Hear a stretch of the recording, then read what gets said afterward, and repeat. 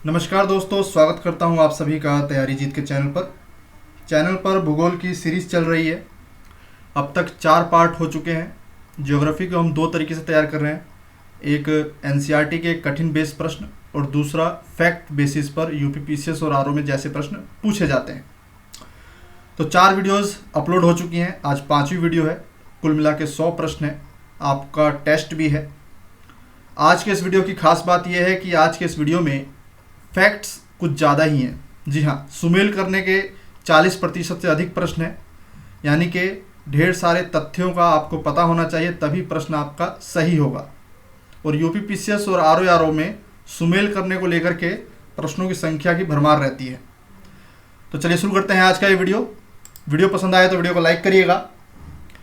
अब तक 200 प्रश्न हम रिवाइज कर चुके हैं। जो लोग नए हैं, पहली बार जुड़े हैं, चैनल को सब्सक्राइब करें और बाकी के वीडियोस प्लेलिस्ट में जाकर के देख सकते हैं, डिस्क्रिप्शन में लिंक है। प्रश्न संख्या 201, फूलों की घाटी। घाटियों पे प्रश्न पूछा गया है। नीति घाटी, माना, चक्राता, मोरी घाटी, नुब्रा घाटी कहाँ स्थित है, साइलेंट वैली कहाँ स्थित है, शीत मरुस्थल वैली कहाँ स्थित है। इस तरह के प्रश्न जो हैं यूपीपीसीएस और आरओ में पूछे गए हैं।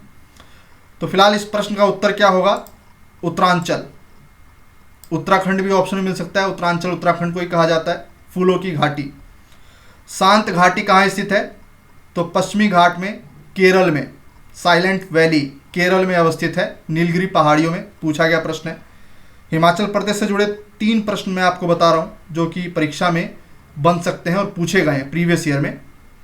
पहला प्रश्न है कि शीत मरुस्थल जैसी अवस्थिति किस राज्य में है? हिमाचल प्रदेश में। दूसरा प्रश्न है, पिन घाटी राष्ट्रीय उद्यान कहाँ स्थित है? हिमाचल प्रदेश में। केंद्रीय आलू संस्थान कहाँ स्थित है? शिमला, हिमाचल प्रदेश में। इसके अलावा ताबो मठ कहाँ स्थित है? हिमाचल प्रदेश में। तो ये 4 प्रश्न जो है प्रीवियस ईयर में पूछे गए हैं हिमाचल प्रदेश से जुड़े हुए।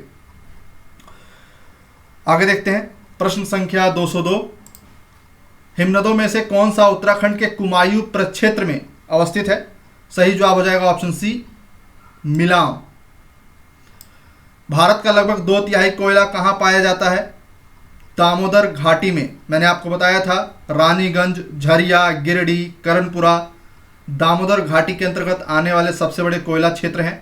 भारत का 2/3 कोयला जो है दामोदर घाटी से निकाला आता है, गोंडवाना लैंड से। ठीक है, बी सही जवाब है, दामोदर घाटी। यहां प्रश्न देखिए, पूछा है कि नेलांग घाटी किस राज्य में स्थित है?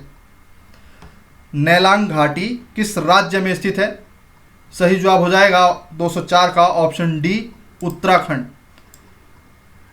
नीति, माना, इन पे प्रश्न बन चुका है। चक्राता, मोरी, ओली ये सभी उत्तराखंड के अंदर आने वाली घाटियां हैं, जबकि नुब्रा घाटी जम्मू कश्मीर में है। जीरो वैली यानी जीरो घाटी कहाँ पे स्थित है? अरुणाचल प्रदेश में। यूनेस्को की साइट है ये, हेरिटेज साइट जीरो वैली। पूछा गया प्रश्न है घाटियों पर। फिर से सुन लीजिए, ओली, नीति, माना, चक्राता, मोरी घाटियां जो है उत्तराखंड में है। नुब्रा घाटी जम्मू कश्मीर में, और जीरो घाटी जिसको कि यूनेस्को ने हेरिटेज साइट माना है, ये अरुणाचल प्रदेश में स्थित है। जलप्रपातों पे प्रश्न जो है यूपीपीसीएस और आरओ में बन रहे हैं, इसको देखते हैं जरा। पहला है चित्रकूट। चित्रकूट जलप्रपात 2 बार पूछा गया है, एक तो 2020 में ही पूछा गया री एग्जाम में। ये जलप्रपात किस नदी पर बनता है? यमुना, मंदाकिनी, नर्मदा, इंद्रावती। पता है आपको इसका आंसर? सही जवाब है इंद्रावती नदी। इसी से जुड़ा हुआ एक और प्रश्न 2017 में पूछा गया कि चित्रकूट जलप्रपात कहां पर स्थित है? ऑप्शन देख सकते हैं आप, चित्रकूट, बस्तर, बांदा, जबलपुर। सही जवाब हो जाएगा इंद्रावती नदी में, बस्तर, ऑप्शन बी। प्रश्न पूछा गया है कि निम्नलिखित में से कौन भारत का सबसे ऊंचा जलप्रपात है? जोग, कुंचीकुल, कवेटी, राकिम कुंड जलप्रपात। सही जवाब हो जाएगा कुंचीकुल जलप्रपात। कुंचीकुल जलप्रपात कुल मिलाकर 1493 फीट की ऊंचाई है। शिमोगा, कर्नाटक। किस नदी पर है? वराही नदी पर। वराही नदी 1493 फीट इसकी ऊंचाई, भारत का सबसे ऊंचा जलप्रपात है ये। प्रश्न संख्या 208, इस तरह से सुमेल करने के प्रश्न आएंगे पेपर में। 208वें का सही जवाब है ऑप्शन ए, दूध सागर, मांडवी, गोवा में। दूध सागर जलप्रपात मांडवी नदी पर है, गोवा। डुडुमा आपका सुमेल होगा मचकुंड, गोकक कृष्णा नदी की सहायिका है, घाट प्रवाह उस पर है। जोग शरावती नदी पर, शरावती नदी। शिव समुद्रम जलप्रपात किस नदी पर स्थित है? शिव समुद्रम, कावेरी। सी इसका सही जवाब है, कावेरी। भारत में निम्न झरनों में से सर्वाधिक ऊंचाई वाला झरना कौन सा है? पर्ची पानी, जोग, कुंचीकुल, मीनमटी झरना। तो सही जवाब अभी हमने देखा कुंचीकुल। कमेंट करके बताइए बर्ची पानी झरना किस राज्य में स्थित है? पूछा गया प्रश्न है। कुंचीकुल जलप्रपात की सही ऊंचाई मीटर में क्या होगी? 455 मीटर, 1493 फीट। निम्नलिखित युग्मों में से कौन सा सुमेलित नहीं है? शिव समुद्रम कावेरी, चूलिया चंबल, जोगा प्रपात कृष्णा नदी, धुआंधार प्रपात नर्मदा। तो यहां पे सी जो है वो आपका गलत है। जोग प्रपात जो है शारावती नदी पर है, शारावती नदी। एक तरफ है झीलें और दूसरी तरफ है भारत के राज्य जहां पर इनकी अवस्थिति है। तो सला झील, सला झील अरुणाचल प्रदेश, हैफलॉन्ग झील असम, लोनार झील जो कि एक क्रेटर झील है, 50,000 साल पहले एक मेटेरॉइड आकर के महाराष्ट्र के बुलदाना में टकराया और वहां पर जो है इस झील का निर्माण हुआ। तो ये क्रेटर झील है महाराष्ट्र में। तलवार झील राजस्थान।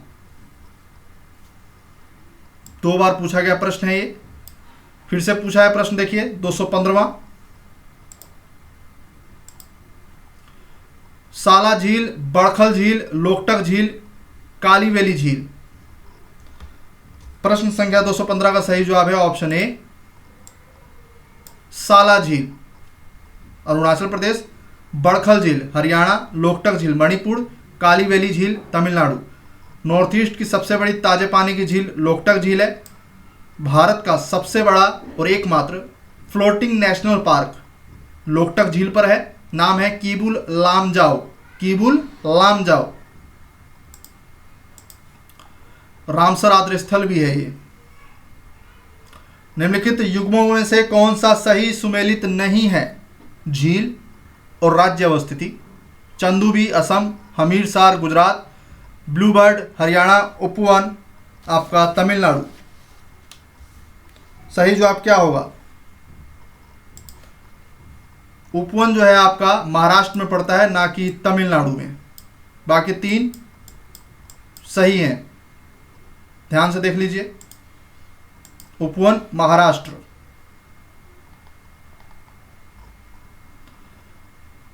कौन सही सुमेलित नहीं है? भारत में कुल 22 गर्म पानी के स्रोत हैं, जिनमें से हर साल या दूसरे साल प्रश्न बनकर जरूर आता है। देखिए यहां पे पूछा है मणिकरण, ज्वालामुखी, अनहोनी, तप्त पानी। कौन सही सुमेलित नहीं है? मणिकरण हिमाचल प्रदेश सही बात है। ज्वालामुखी जम्मू कश्मीर ये गलत है। ज्वालामुखी हिमाचल प्रदेश के कांगड़ा जनपद में आता है। अनहोनी मध्य प्रदेश सही है ये। तप्त पानी उड़ीसा ये भी सही है। तो जम्मू कश्मीर वाला ऑप्शन बी गलत है। खीर गंगा कहाँ पर स्थित है? इस पे प्रश्न बन चुका है। तो खीर गंगा ज्वालामुखी हिमाचल प्रदेश के अंतर्गत आने वाले गर्म पानी के स्रोत हैं। उत्तराखंड के जो प्रश्न बने हैं तपोवन, गौरीकुंड, सूर्य कुंड, इसके अलावा मैदानी भाग में पश्चिम बंगाल के अंदर एक फेमस जल स्रोत है बक्रेश्वर। बार बार यूपीपीसीएस से प्रश्न बना है। बक्रेश्वर गर्म जल स्रोत। मणिकरण, ज्वालामुखी दोनों ही हिमाचल प्रदेश। अनहोनी मध्य प्रदेश, तप्त पानी उड़ीसा। तपोवन गौरीकुंड सूर्यकुंड उत्तराखंड, बकरेश्वर पश्चिम बंगाल। कुल मिला के 22 गर्म स्रोत हैं बड़े भारत में, और उसको अच्छे से याद करना है। सुमेल करिए। प्रश्न संख्या 218, सही जवाब क्या होगा?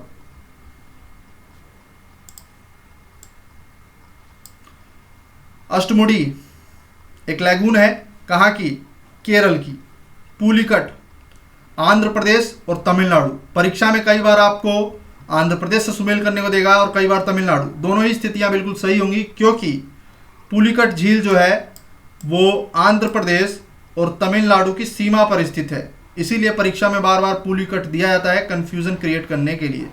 तो यहाँ पर तमिलनाडु से सुमेल हो जाएगा। रूपकुंड भारत की सबसे रहस्यमयी झील, 300 आदमियों की हड्डियां यहाँ पाई गई थी, अवशेष पाए गए थे, और इसको काफ़ी रहस्यमय झील के रूप में जाना जाता है। प्रश्न भी बन चुका है। उत्तराखंड। सूरजकुंड हरियाणा।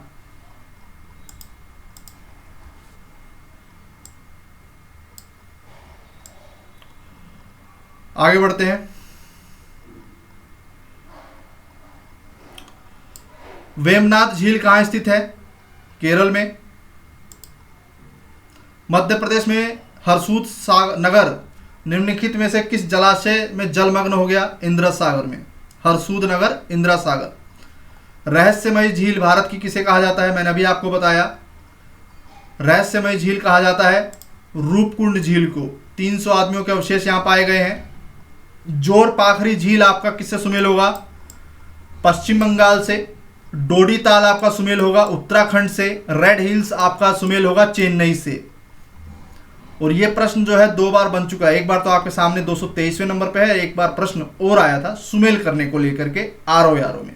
तो जोर पाखरी झील पश्चिम बंगाल, रेड हिल्स चेन्नई, डोडी ताल उत्तराखंड, और रहस्यमयी झील रूपकुंड को कहा जाता है। कौन 2 भारतीय राज्यों की साझेदारी वाली झील है? अभी मैंने बताया पुलिकट झील। पेपर में आंध्र प्रदेश और तमिलनाडु दोनों के साथ आपको सुमेल करने को आ सकता है, कोई सा एक देगा ही देगा, कंफ्यूज नहीं होना है। पता होना चाहिए पुलिकट झील जो है वो 2 राज्यों की सीमाओं पर स्थित है। कौन सही सुमेलित नहीं है? अब आ गया है प्रश्न। अभी हमने थोड़ी देर पहले तमिलनाडु से सुमेल किया था, अब आंध्र प्रदेश दे दिया है, तो बिल्कुल सही बात है। डल कश्मीर, वेमनाथ केरल, और लोकटक अभी थोड़ी देर पहले मैंने बताया था मणिपुर की ताजे पानी की झील है। नेशनल फ्लोटिंग पार्क इसी पर स्थित है, कीबुल लामजाओ।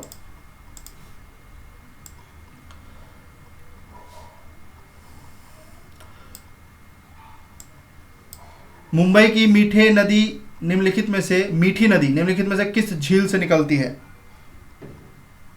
सही जवाब है विहार झील।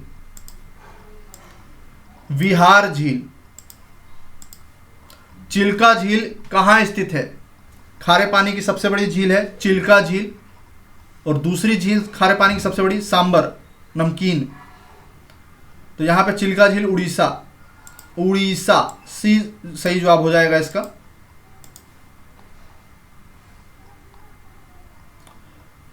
ये एक बेहतरीन प्रश्न मैं कहूंगा इसको। झील का प्रकार दे रखा है और झील दे रखा है गोखुर, प्लाया, क्रेटर, लैगून। क्रेटर मैंने बताया जो मेटेरॉइड से तैयार किया हुआ झील है। लैगून झील कौन सी है? तो सबसे पहले 228वें का सुमेल कर लेते हैं। ऑप्शन ए है गोखुर झील आपका सुरहा ताल। सुरहा ताल कहाँ है? आगरा में।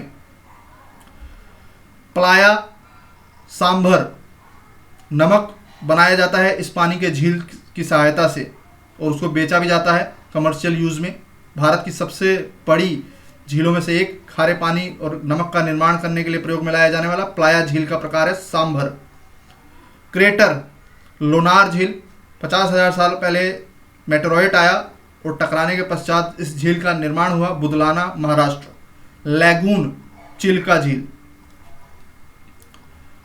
तो यहां पे सही जवाब है आपका ऑप्शन ए।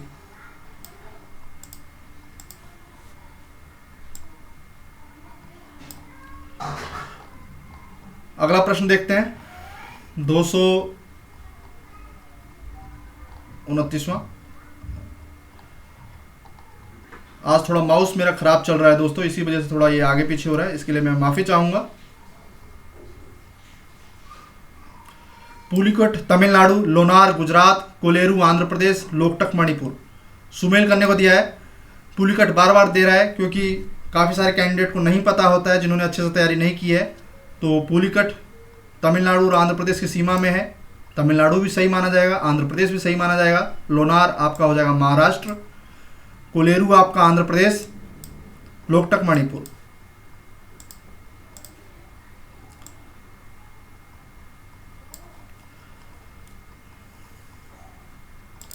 भारत की निम्न झीलों में से कौन जम्मू कश्मीर में अवस्थित है? फुलहर झील, कोलेरू झील, हमीरसर झील, अंचार झील।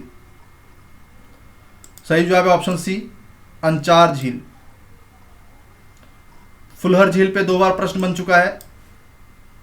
देश की एकमात्र नदी जिसका उद्गम मैदानों में है तो वो है गोमती नदी, और गोमती का सोर्स है गोमत ताल। गोमत ताल कहाँ से बनता है? फुलहर झील से। ठीक है, फुलहर झील पीलीभीत उत्तर प्रदेश। कुछ याद आया? प्रीवियस वीडियोस में हमने इस पे बात की थी। तो फुलहर झील पीलीभीत उत्तर प्रदेश, जहां से गोमत ताल से गोमती निकलती है।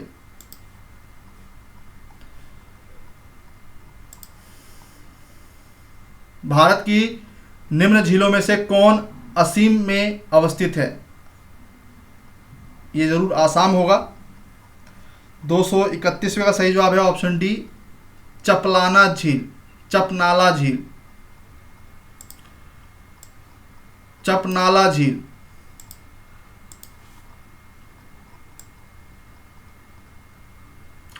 चिल्का झील कहाँ स्थित है? उड़ीसा में।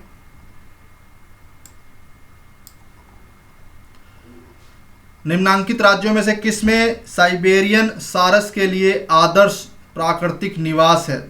साइबेरियन सारस के लिए सही जवाब है असम। विश्व का सबसे बड़ा विखंडन यार्ड कहाँ स्थित है? विखंडन यार्ड, देखिए 2 तरीके से प्रश्न बन चुका है ये। विखंडन यार्ड यानी कि जहाज़ों को तोड़ना, सबसे बड़ा जो है यार्ड बन चुका है गुजरात। गुजरात का कौन सा बंदरगाह? अलंग बंदरगाह। एक बार अलंग बंदरगाह, डायरेक्ट बंदरगाह का नाम दिया गया। भारत के किस बंदरगाह पर जहाज़ों को तोड़ने का कार्य किया जाता है? अलंग बंदरगाह। कहाँ पर स्थित है? गुजरात में।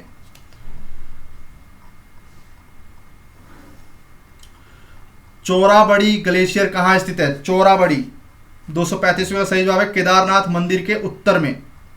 केदारनाथ मंदिर के उत्तर में चोराबड़ी। निम्नलिखित नदी डेल्टाओं में से किन पर मैंग्रोव वन पाए जाते हैं? मैंग्रोव वन, जिसे पच्छ वनस्पति, ज्वारंदमुखी वनस्पति भी कहा जाता है। तो 236वें का सही जवाब है ऑप्शन सी, 2 और 4, स्वर्ण रेखा और गंगा। नर्मदा ज्वारंद मुख का निर्माण करती है, यानी कि एस्चुरीज का। और जो ये मैंग्रोव्स हैं, इनकी विशेषता है कि ज़्यादातर ये डेल्टा के किनारे पाए जाते हैं। ठीक है, तो स्वर्ण रेखा और गंगा सही जवाब है इसका, 2 और 4।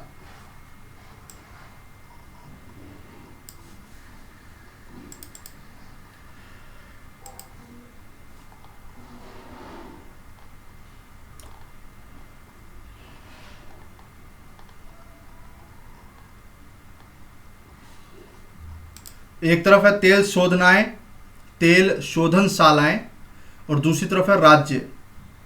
सुमेल करना है।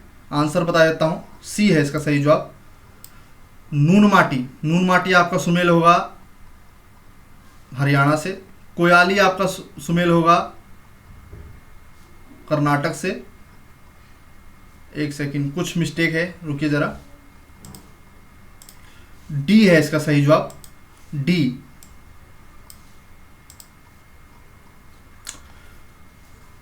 इसका सही जवाब है। नून माटी जो है आपका सुमेल होगा असम से। कोयाली आपका सुमेल होगा गुजरात से। मैंगलोर आपका सुमेल होगा कर्नाटक से। और पानीपत आपका सुमेल होगा हरियाणा से। आयोग ने इस प्रश्न का उत्तर गलत दिया था, जिसे बाद में सुधार किया गया। डी इसका सही जवाब होगा। फिर से देख लीजिए, नूनमाटी असम, कोयाली आपका गुजरात, मैंगलोर आपका कर्नाटक, पानीपत आपका हरियाणा।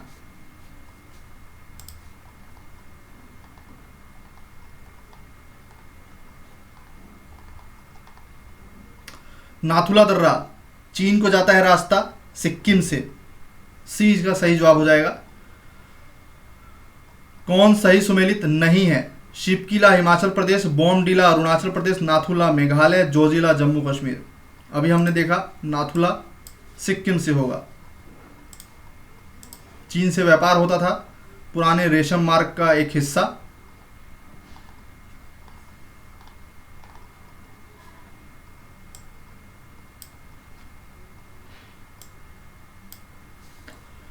निम्नलिखित दर्रों में से किससे होकर लेह जाने का रास्ता है? लेह 241 सही जवाब है, जोजिला दर्रा। जोजिला दर्रा शिवकिला हिमाचल प्रदेश में है। निम्नलिखित में से कौन सही सुमेलित नहीं है? नाथुला अरुणाचल प्रदेश, लिपुलेख उत्तराखंड, रोहतांग हिमाचल प्रदेश, पालघाट दर्रा केरल। 3 बार पूछा गया प्रश्न है ये, और नाथुला सिक्किम में है। और नाथुला पे 3 बार हमने प्रश्न देख लिया अभी तक।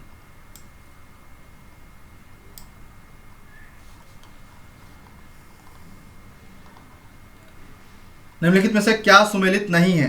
शिवकिला हिमाचल प्रदेश, लिपुलेख उत्तर प्रदेश, नाथुला सिक्किम, जोजिला कश्मीर। तो लिपुलेख उत्तराखंड में है। निम्नांकित युग्मों में से किसका सुमेल सही नहीं है? बोमडीला अरुणाचल प्रदेश, भोरघाट हिमाचल प्रदेश, नाथुला सिक्किम, पालघाट केरल। तो भोरघाट पश्चिमी घाट का हिस्सा है, ना कि हिमाचल प्रदेश का। ये पड़ जाएगा महाराष्ट्र में। तो सी यहाँ पे सही सुमेल नहीं है।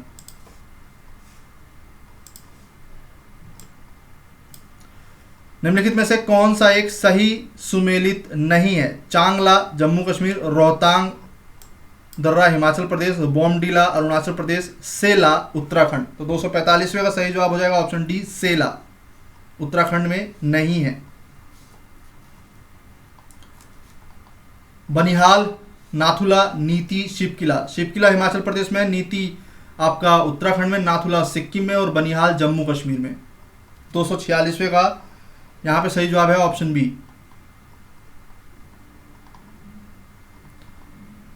बूमला, जेलपला, मूलिंगला और शिवकिला। तो शिवकिला आपका हिमाचल प्रदेश से हो जाएगा। तो डी का 2, बी और डी में से एक जवाब है। तो यहाँ पे सही जवाब क्या होगा? मूलिंगला, नीति दर्रा, माना दर्रा उत्तराखंड में है। तो सी का यहाँ पे 4 है। अभी भी कंफ्यूजन है ए और बी में। तो अब इसका सही जवाब होगा बूमला आपका हो जाएगा अरुणाचल प्रदेश, और जेलपला हो जाएगा आपका सिक्किम। तो इस हिसाब से सही जवाब है 247वें का ऑप्शन बी।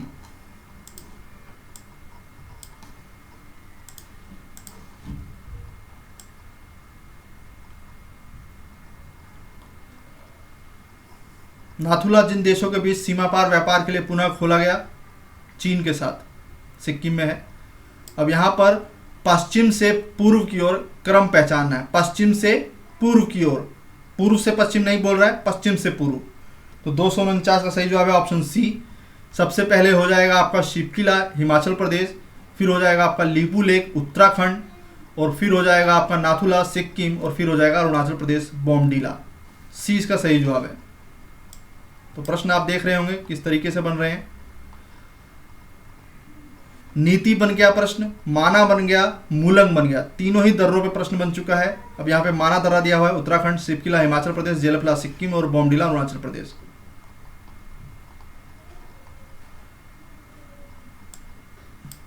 भारत में मानसून की उत्पत्ति निम्नलिखित पवनों के द्वारा होती है? दक्षिण पश्चिम मानसून के द्वारा, ठीक है। और सर्दियों में जो बारिश होती है वो लौटते हुए मानसून यानी कि उत्तर पूर्व मानसून के द्वारा होती है। उत्तर पूर्व पवनों के द्वारा जो है ये सहायता मिलती है चक्रवातों का निर्माण में, जो कि सितंबर से लेकर के अक्टूबर के बीच में जो भारत का पूर्वी तट है उनके तटीय राज्यों में जो चक्रवात आता है उसके लिए उत्तरदायी है आपका उत्तर पूर्व पवने। और इसके अलावा भारत में जो कृषि है, भारत की जो लाभदायी वर्षा है वो प्राप्त होती है दक्षिण पश्चिम मानसूनों से, ठीक है। दोनों के बारे में पता होना चाहिए। स्टेटमेंट भी अच्छे से तैयार कर लीजिएगा क्योंकि प्रश्न बनता है। और ये री एग्जाम में पूछा गया प्रश्न है, यानी कि पिछले साल 2020 में। काफ़ी कॉमन क्वेश्चन है दक्षिण पश्चिम मानसून। ठीक है, भारत के उत्तरी पश्चिमी मैदान में पश्चिमी विक्षोभ में होने वाली वर्षा की मात्रा क्रमशः कम होती जाती है। पश्चिमी विक्षोभ 253 की बात कर रहा है। सही जवाब है ऑप्शन बी, पश्चिम से पूर्व की ओर। पश्चिम से पूर्व की ओर।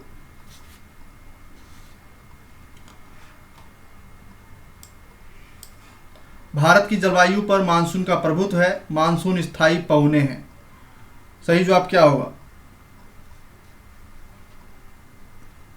मानसून स्थायी पवने नहीं होती हैं। ठीक है, भारत की जलवायु पर मानसून का प्रभाव है। जी हाँ, दक्षिण पश्चिम मानसून से भारत वर्षा जो है ग्रहण करता है, ये बिल्कुल बात सही है, लेकिन मानसून स्थायी पवने नहीं है। और सही, इसका व्याख्या भी सही जो है कथन का नहीं कर रही है। भारत में किस राज्य में मानसून सबसे पहले पहुंचता है? ये एक अच्छा प्रश्न है, 2 बार पूछा गया है। सही जवाब है केरल में। वर्षा की मात्रा निर्भर करती है हवा के दबाव पर, वायुमंडल में नमी पर, जल चक्र पर, तापक्रम पर। 256 का सही जवाब है ऑप्शन बी, वायुमंडल में नमी पर। भारत एक मानसूनी देश है। उच्च हिमालय इसे जलवायु संबंधी विशिष्टता प्रदान करता है। बिल्कुल सही बात है, ये हिमालय ही है जो दक्षिण पश्चिम मानसून को रोक करके वो स्थिति बनाता है कि पहले तो दक्षिण पश्चिम मानसून बने और फिर ऐसी स्थिति तैयार करता है कि पूर्व से लेकर पश्चिम तक जो है एक अच्छे खासे बड़े भारत के क्षेत्र में जो है मध्य भारत में बारिश हो। और इसी पैटर्न पर पूरी की पूरी कृषि की जाती है, पूर्व से लेकर पश्चिम तक के जो राज्य हैं उनकी बात मैं कर रहा हूँ। जैसे कि मेघालय में बहुत ज़्यादा वर्षा होती है, 200 सेंटीमीटर से ज़्यादा, तो वहाँ पे जो है अलग वनस्पति उगती है, सदाबहार वर्षा वन पाए जाते हैं। फिर जैसे जैसे वर्षा पश्चिम की ओर बढ़ती है, वर्षा घटती जाती है। जैसे गोरखपुर में बहुत ज़्यादा वर्षा होती है, मेरठ और इधर आ जाएंगे, मथुरा की तरफ आ जाएंगे तो वर्षा घटती चली जाएगी। और दिल्ली में जो है घटते हुए अफगानिस्तान की ओर जो है ये दक्षिण पश्चिम मानसून चला जाता है और अफगानिस्तान में वर्षा बहुत कम होती है। इसी प्रकार से हमें फसलों का पैटर्न भी दिखता है। ठीक है, चलिए आगे बढ़ते हैं। दक्षिण पश्चिम मानसून काल में निम्नलिखित स्थानों में से सबसे कम वर्षा कहाँ होती है? कोलकाता, मैंगलोर, चेन्नई, दिल्ली। सही जवाब है ऑप्शन सी, चेन्नई। एक ऐसे क्षेत्र में जहां वार्षिक वर्षा 200 सेंटीमीटर से अधिक होती है और ढलाव पहाड़ी स्थल हैं जिसकी खेती अभिष्ट आइडल होगी, सन, चाय, कपास, मक्का। मैंने अभी बताया आपको कि दक्षिण पश्चिम मानसून के दौरान पूर्व से पश्चिम की ओर वर्षा घटती जाती है। स्टार्टिंग में 200 सेंटीमीटर, फिर उससे कम, फिर उससे कम, और उसी प्रकार से जिस प्रकार से वर्षा होगी उसी प्रकार से फसलों का पैटर्न भी होगा। तो यहाँ पर ढलाव पहाड़ियाँ हैं, वर्षा 200 सेंटीमीटर होती है, यानी एक तरह से चाय के लिए सबसे बेहतरीन एटमॉस्फेयर तैयार होता है, अम्लीय मृदा तैयार होती है। 259 का ऑप्शन सी हो जाएगा, चाय। उत्तर पूर्वी मानसून में सबसे अधिक वर्षा प्राप्त करने वाला राज्य, नॉर्थ ईस्ट में बात हो रही है, सही जवाब हो जाएगा तमिलनाडु। मैंने अभी बताया दक्षिण पश्चिम मानसून के अलग प्रश्न बनेंगे और लौटता हुआ मानसून जिसे उत्तर पूर्वी मानसून कहा जाता है उसके अलग प्रश्न बनेंगे। दक्षिण पश्चिम मानसून से जून, जुलाई, अगस्त इनके बीच में बारिश होती है, जबकि लौटते हुए मानसून से सितंबर, अक्टूबर, नवंबर के बीच में बारिश होती है। और ये भारत के पूर्वी तटों में चक्रवात लाने में सहायक होती है, बंगाल की खाड़ी से आर्द्रता लेती हैं और बारिश कराती हैं। तो तमिलनाडु सही जवाब है ऑप्शन सी। तमिलनाडु सूखा रह जाता है दक्षिण पश्चिम मानसून के दौरान, लेकिन उत्तर पूर्वी मानसून के दौरान जो है यहाँ पे अच्छी खासी बारिश होती है।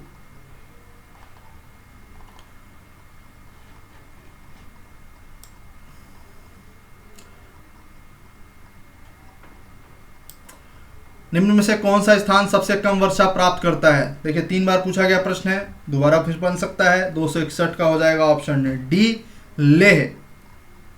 लेह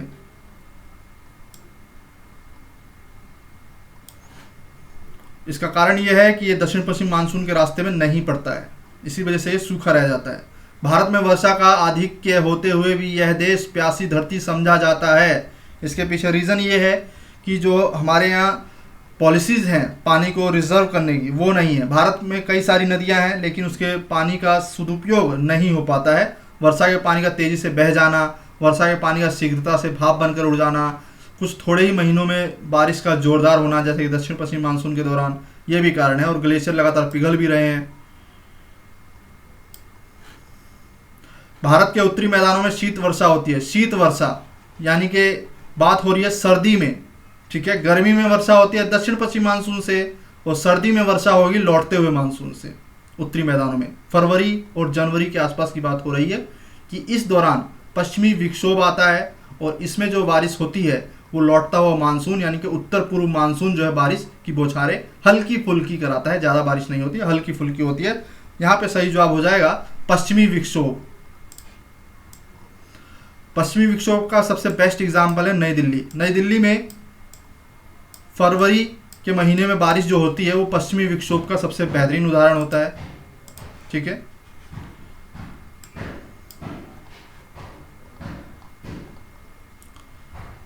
कलकत्ता में वायु प्रदूषण में सर्वाधिक योगदान किसका है? लघु औद्योगिक इकाइयों का। अगला प्रश्न देखते हैं। प्रवाल भित्तियों को महासागरों का वर्षावन कहा जाता है। बिल्कुल सही बात है। यह जैव विविधता से अति संपन्न होते हैं, इसी कारण इसको महासागरों का वर्षावन कहा जाता है, क्योंकि ये जलीय जीवन के लिए महासागर के अंतर्गत जो है फूड प्रोडक्शन का बहुत बड़ा स्रोत हैं। ये जो प्रवाल हैं ये मछलियों के लिए और फिर मछलियों पर और अन्य जीव निर्भर करते हैं, तो प्रवाल जो है होना बहुत ज़रूरी है महासागरों के लिए, महासागरीय जलीय जीवन के लिए। और क्योंकि बायोडाइवर्सिटी बहुत ज़्यादा होती है प्रवाल भित्तियों की, फोटोसिंथेसिस प्रोसेस भी करते हैं ये, ऑक्सीजन का लेवल भी मेंटेन करके चलते हैं सागरों के अंदर, जो कि जलीय जीवन के लिए अनिवार्य है। तो बहुत इम्पोर्टेंट है प्रवाल भित्तियाँ जो है महासागरों के लिए, इसीलिए इनको वर्षावन कहा जाता है। जैव विविधता से अति संपन्न है। कथन भी सही है और कारण भी सही है। निम्नलिखित राज्यों में से किसमें अधिकतम औसत वार्षिक वर्षा होती है? सही जवाब है केरल। हरियाली योजना। हरियाली योजना किससे संबंधित है? जल प्रबंधन से। भारत के निम्नलिखित में से किस क्षेत्र में शीतकाल में वर्षा होती है? दक्षिण पश्चिम, दक्षिण पूर्व, उत्तर पश्चिम, उत्तर पूर्व। 268वें का सही जवाब है ऑप्शन ए, उत्तर पश्चिम में। उत्तर पश्चिम में।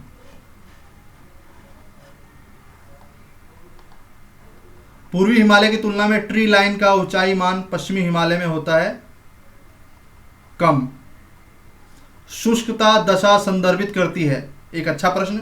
शुष्कता किसको शो करेगी, इंडिकेट करेगी? निम्न ताप से, निम्न आर्द्रता से, उच्च वाष्पन से, अति उच्च ताप से। तो सही जवाब रहेगा निम्न आर्द्रता। शुष्क मौसम यानी कि ह्यूमिडिटी का कम होना, निम्न आर्द्रता। आर्द्रता बढ़ती है और जब वो सापेक्ष आर्द्रता बन जाती है, संघनन हो जाता है, तो वर्षा होती है, ठीक है। मौसम का शुष्क होना मतलब कि ह्यूमिडिटी का कम होना। ह्यूमिडिटी वर्षा लाने में बहुत जरूरी अनिवार्य कारक।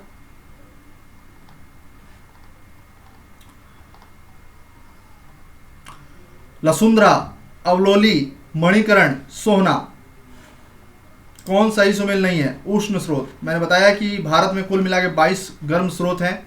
इन्हीं 22 स्रोतों में से प्रश्न बनेगा। लसुंद्रा गुजरात में है, अवलोली महाराष्ट्र में है, मणिकरण हिमाचल प्रदेश, सोहना हरियाणा। तो 3 ये सही हैं। लसुंद्रा गुजरात में पड़ेगा, ये इसका सही जवाब हो जाएगा। और गर्म स्रोत हर साल लगभग पूछ ही लेता है आरओ या यूपीपीसीएस प्री में। आर्द्र जलवायु का अनुभव आप कहाँ करेंगे? अहमदाबाद, कोच्चि, लुधियाना, तेजपुर। 273 का सही जवाब है ऑप्शन डी, एक कोच्चि और दूसरा तेजपुर।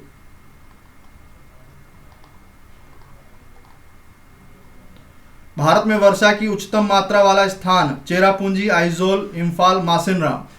दक्षिण पश्चिम मानसून के दौरान मेघालय की जो पहाड़ियां हैं, गारो, खासी, जयंतिया, वो एक कप का निर्माण करती हैं देखने में, और इसी कप में जो है हवाएं जा करके फंस जाती हैं, और हवाओं के फंसने के कारण, इसके अलावा पहाड़ियों के रोकने के कारण, ये जो हवाएं हैं दक्षिण पश्चिम मानसून की, ये ऐसी स्थिति का निर्माण कर देती हैं कि जो कि दुनिया का सबसे आर्द्रतम स्थल बना देती हैं। यानी कि 200 सेंटीमीटर से भी ज़्यादा वर्षा दुनिया में सबसे ज़्यादा इसी स्थान पर होता है, और इसका नाम है मासिनराम।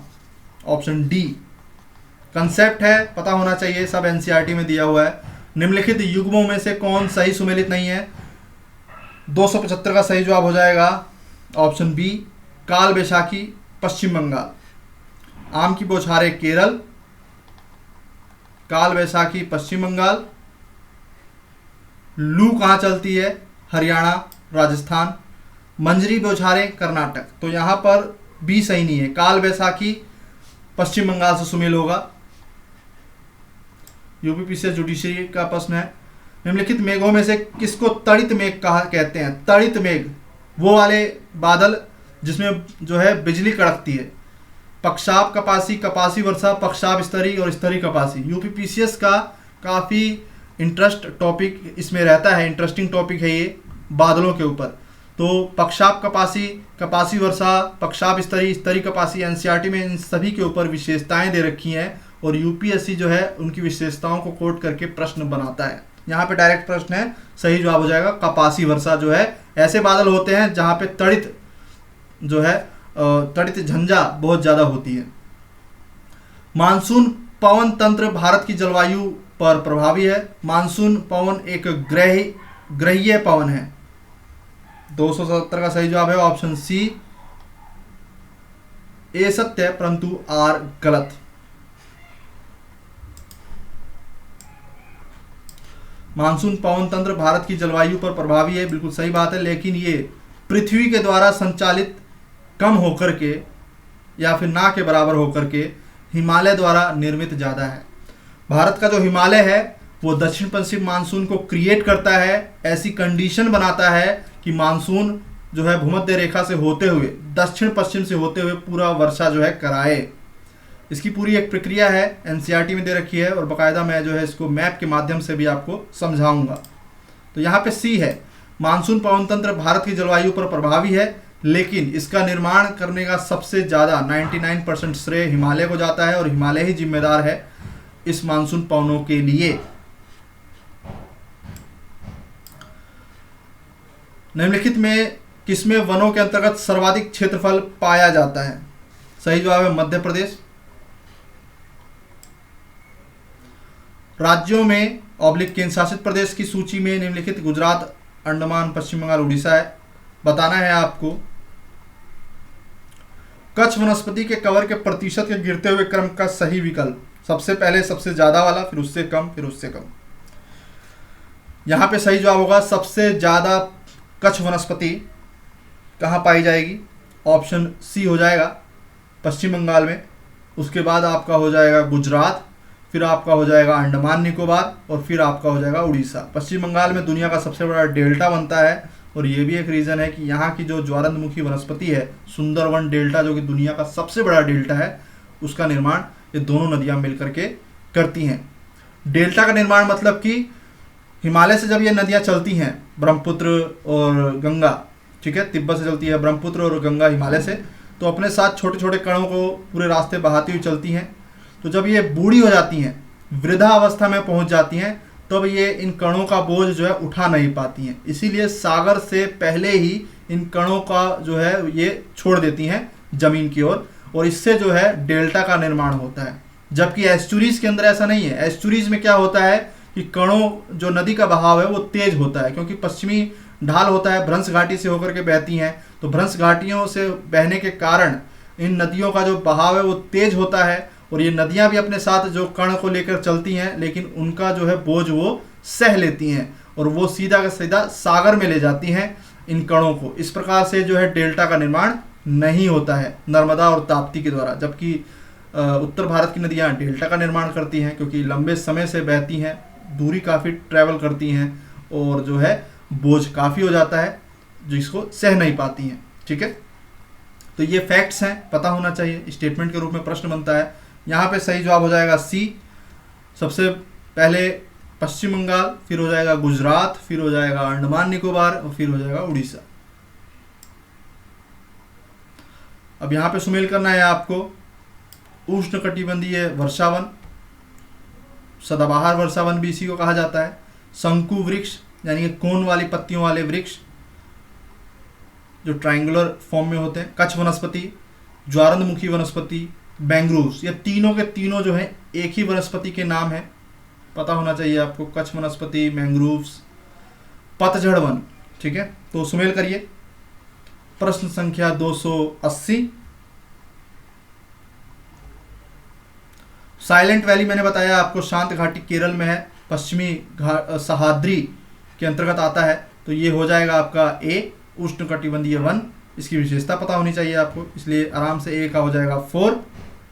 शंकु वृक्ष, शंकु वृक्ष आपका जो है सुमेल हो जाएगा हिमाचल प्रदेश। कच्छ वनस्पति, कच्छ वनस्पति जो है आपका मैंग्रोव्स जो मैंने बताया सुंदरवन। पतझड़ वन जो है आपका हो जाएगा राजस्थान। इजी था, अगर आपको थोड़ा थोड़ा इनके बारे में विशेषता अगर पता होती तो। भारतीय वन सर्वेक्षण की रिपोर्ट के अनुसार भारत के निम्नलिखित में से किस राज्य में भौगोलिक क्षेत्र का सर्वाधिक प्रतिशत वन क्षेत्र है? तो सही जवाब है ऑप्शन सी, मिजोरम। मिजोरम। कृषि के ऊपर भी प्रश्न पूछे जाते हैं आरओआर में, प्रजातियों के ऊपर, फसलों के रोग के ऊपर, ठीक है, किस्मों के ऊपर। निम्नलिखित में से कौन सही सुमेलित नहीं है? एक तरफ है फसल और दूसरी तरफ है उसकी प्रजाति। आरओआर का प्रश्न है 2016 का। तो सही जवाब क्या होगा? गेहूं। शुष्क सम्राट इसकी प्रजाति नहीं है। गोविंद, अरहर की पारस, मटर की प्रकाश, ये तीनों सही हैं। 1 से 2 प्रश्न आरओआर में ऐसे भी देखने को मिल सकता है। राष्ट्रीय वन नीति 1952 के अनुसार निम्नलिखित में से कौन सा वन का संवर्ग नहीं है? राष्ट्रीय वन नीति के अंतर्गत कौन सा वन का संवर्ग नहीं है? राष्ट्रीय उद्यान, ग्राम वन, राष्ट्रीय वन, संरक्षित वन। तो 283 का सही जवाब क्या होगा? ये एक अच्छा प्रश्न है, कई बार पूछा गया है, यूपीएससी में भी आ चुका है। ऑप्शन बी इसका सही जवाब हो जाएगा, राष्ट्रीय वन, नेशनल पार्क्स। ठीक है, ए, सी और डी इसके अंतर्गत आते हैं। इसके अलावा इन-सिटू में कौन से वन क्षेत्र आते हैं? एक्स-सिटू क्या है, इन-सिटू क्या है, इसको अच्छे से पता होना चाहिए, बार बार रिपीट होता है। उष्णकटिबंधीय आर्द्र पर्णपाती वन, उष्णकटिबंधीय शुष्क पर्णपाती वन, अल्पाइन, उष्णकटिबंधीय सदाबहार वन। देखिए वनों की कैटेगरीज यहाँ पे दे रखा है और दूसरी तरफ आपको सुमेल करना है, दूसरी तरफ आपको सुमेल करना है। पता है आपको इसका आंसर? 284 का सही जवाब क्या होगा? उष्णकटिबंधीय आर्द्र पर्णपाती वन। तो ए का हो जाएगा आपका 4। तराई क्षेत्रों में इस तरह के वन पाए जाते हैं। उष्णकटिबंधीय शुष्क पर्णपाती वन, ये आपका सुमेल हो जाएगा सह्याद्री में। एक सेकेंड, सह्याद्री में। अल्पाइन जो वृक्ष हैं, वन के प्रकार हैं, ये आपका सुमेल होगा अरुणाचल प्रदेश। और उष्णकटिबंधीय सदाबहार वन जो है आपका हो जाएगा सुमेल ऑप्शन डी। यहां पर भी मिस्टेक है, इसका सही जवाब मेरे हिसाब से ए होना चाहिए। इस पुस्तक में गलत जवाब है इस प्रश्न का, ए होगा मेरे हिसाब से। मैं बता रहा हूं, उष्णकटिबंधीय आर्द्र पर्णपाती वन आपका तराई क्षेत्र, उष्णकटिबंधीय शुष्क पर्णपाती वन आपका गंगा मैदान, अल्पाइन वृक्ष आपका होगा अरुणाचल प्रदेश, और उष्णकटिबंधीय सदाबहार वन आपका होगा सह्याद्री पश्चिमी घाट। क्योंकि जो सह्याद्री की पहाड़ियां हैं वो एक अवरोधक का काम करती हैं दक्षिण पश्चिम मानसून के लिए, और यही कारण है कि पश्चिमी घाट के पश्चिमी ढाल पर सबसे ज़्यादा वर्षा होती है। और भारत में उष्णकटिबंधीय सदाबहार वर्षावनों का निर्माण करती हैं दक्षिण भारत में पश्चिमी घाट के पश्चिमी ढाल पर। तो यहाँ पर ऑप्शन ए होगा, उष्णकटिबंधीय सदाबहार आपका सह्याद्री पश्चिमी घाट से सुमेल होगा, अल्पाइन अरुणाचल प्रदेश से। और आर्द्र पर्णपाती वन आपका सुमेल होगा तराई क्षेत्र से, और उष्णकटिबंधीय शुष्क पर्णपाती वन सुमेल होगा गंगा के मैदान से। ठीक है, ए ऑप्शन है इसका सही जवाब होगा। चलिए, आज के क्वेश्चंस काफ़ी बेहतरीन थे और एग्ज़ाम में यहाँ से जरूर पूछा जाना चाहिए। निम्नलिखित में से कहाँ सदाबहार वन पाया जाएगा? अभी मैंने आपको बताया सह्याद्री पश्चिमी घाट, सी इसका सही जवाब है 285 का। तो भारत में निम्नलिखित राज्यों में से किसमें सांगवान का वन पाया जाता है? सांगवान का वन कहाँ पाया जाएगा? 286 का सही जवाब है मध्य प्रदेश। सांगवान वृक्ष यहाँ पाया विशेषता है यहाँ के वनों की।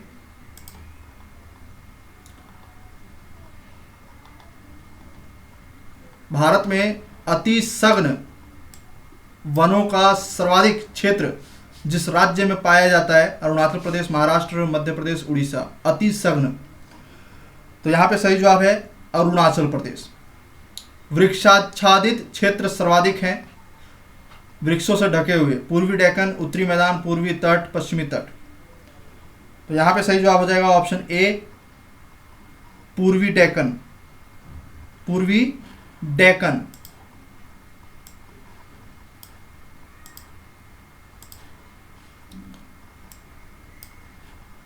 अब स्टेटमेंट वाला एक प्रश्न है, राष्ट्रीय वन नीति के मुख्य उद्देश्य क्या थे? पारिस्थितिक संतुलन को सुनिश्चित करना, सामाजिक वानिकी को प्रोत्साहन देना, वन प्रबंधन में जन सामुदायिक सहभागिता को प्रोत्साहित करना, वन नीति में जन सामुदायिक सहभागिता को प्रोत्साहित करना। यहाँ पे 289 का सही जवाब हो जाएगा ऑप्शन सी 1 और 4। पारिस्थितिक संतुलन को सुनिश्चित करना और वन नीति में जन सामुदायिक सहभागिता को प्रोत्साहित करना, वन प्रबंधन में नहीं, वन नीति में। तो 1 और 4 इसका सही जवाब है।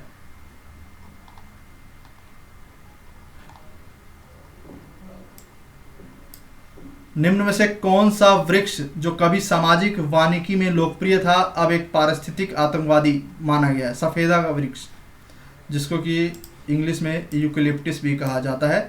दरअसल कारण ये है कि ये जो पेड़ जब जहाँ उगता है वहाँ का वाटर लेवल जो है काफ़ी यूज़ कर लेता है, जिससे कि वाटर लेवल, पानी बहुत यूज़ कर लेता है और वाटर लेवल काफ़ी नीचे चला जाता है। और जो आसपास जो और वनस्पति हैं, पेड़ पौधे हैं, उनके लिए पानी नहीं बचता है। इसी कारण से इसको पारिस्थितिक आतंकवादी माना जाता है।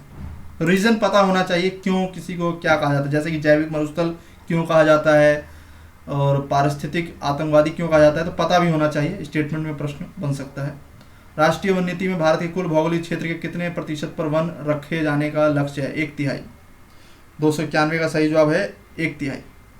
तो राष्ट्रीय वन नीति पर अब 3 बार प्रश्न अभी तक हमने देख लिया है। भारत के किस राज्य में उसके क्षेत्र का अधिकतम प्रतिशत क्षेत्र वनाच्छादित है? सही जवाब हो जाएगा ऑप्शन सी मिजोरम। सागौन, देवदार, सुंदरी, सिनकोना। सुमेल करिए, सही जवाब हो जाएगा 293 का ऑप्शन ए सागौन वृक्ष। सागौन, हिमालय की तराई, देवदार,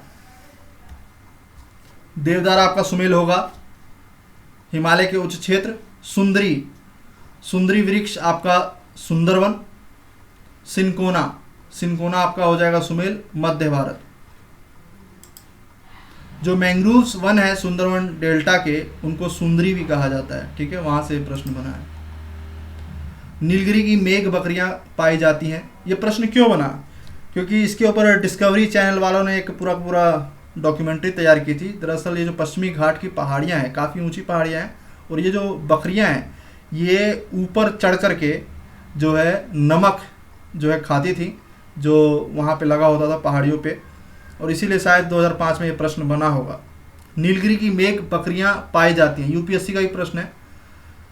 कहाँ पाई जाती हैं? 294 का ऑप्शन ए इराविकुलम राष्ट्रीय पार्क में। क्यों प्रश्न बना, मैंने आपको बता दिया है कारण। अगला प्रश्न देखते हैं। निम्नलिखित देशों में से किसमें कुल भौगोलिक क्षेत्रफल के 70% भाग पर वन बनाए रखने का संवैधानिक प्रावधान है? 295 का सही जवाब है ऑप्शन सी भूटान। दुनिया में सबसे ज़्यादा तड़ित झंझा कहाँ आता है? भूटान में ही आता है। सागौन तथा साल किसके उत्पाद हैं? उष्ण कटिबंधीय शुष्क पतझड़ी वन, उष्ण कटिबंधीय सदाबहार वन।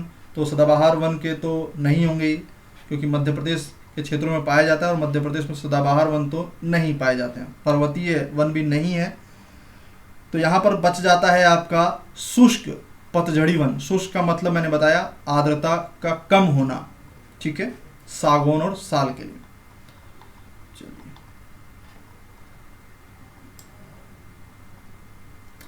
निम्न में से भारत के किस राज्य संघीय क्षेत्र का भौगोलिक क्षेत्रफल का अधिकतम भाग वन आच्छादित है?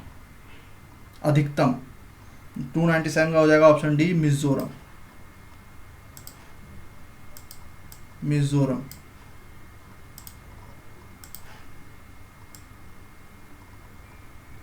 राष्ट्रीय दूर संवेदन अभिकरण एनआरएसए के अनुसार निम्न में से किस राज्य के कुल क्षेत्रफल का सर्वाधिक प्रतिशत वनाच्छादित है? तो अभी हमने देखा इसका आंसर, लेकिन वो प्रश्न में ऑप्शन में अरुणाचल प्रदेश नहीं था, ठीक है। अधिकतम भाग वनाच्छादित है, ऑप्शन में क्या दिया है ये भी मायने रखता है। यहाँ पे सही जवाब हो जाएगा अरुणाचल प्रदेश।